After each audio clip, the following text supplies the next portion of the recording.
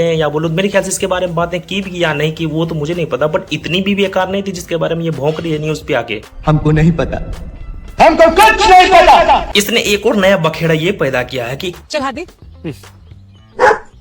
अरे वेट ना। Okay fine, first you. उसमें इसने उंगली कर दिया कि क्या अब आजकल लड़कियां बिकनी पहनकर अपने भाइयों को राखी बांधेगी। अगर यही कृति अगर ईद पर एक पोस्ट डालेगी तो क्या ऐसे कपड़े पहनकर डाल सकती है? मुझे लगता है वहाँ तो फिर भी आप अपनी कजिन और बहनों से शादियां करते हैं। बताओ इसकी कोई लिमिट है इस दुनिया में? अच्छा साइड आप हो देखिए मार हो जाएगा। असल में इसके बारे में देखा जाए तो भाई लोग इसने अपनी पिछली लाइफ में जो जो किया है ना भाई साहब उसका कोई लिमिट ही नहीं। छोटे छोटे कपड़े, छोटे तो छोड़ो उससे भी छोटे कपड़े इन्होंने पहने हैं। वैसे मैं इसके बारे में कई सारी वीडियो बनाया हूँ जिसमें आप सबने देखा होगा इसने किस किस तरह के कपड़े पहने हैं।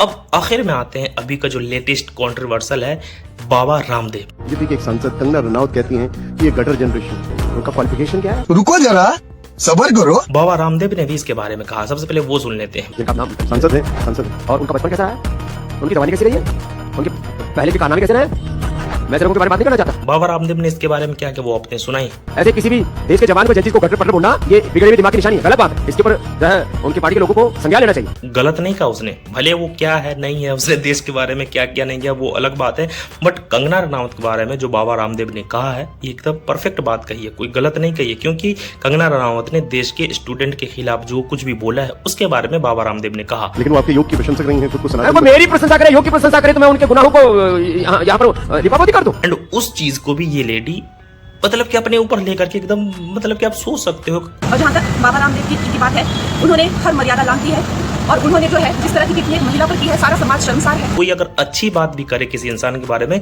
फिर भी उसे तकलीफ हो रही है।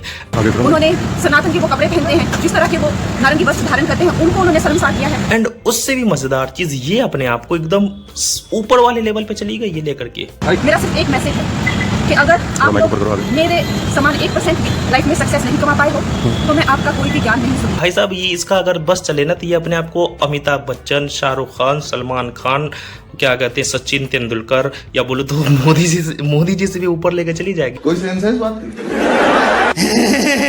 इनके ये कहना है कि अगर तुम कंगना रनावत जैसा सफल बन जाओ या कंगना रनावत से बड़े बन जाओ ओहदे में, इज्जत में, फलाने में, डिमाके में, तो हम तुम्हारी बात सुनेंगे। पहले आप कंगना रनौत बनो तो सही, आप बन के दिखाओ ना।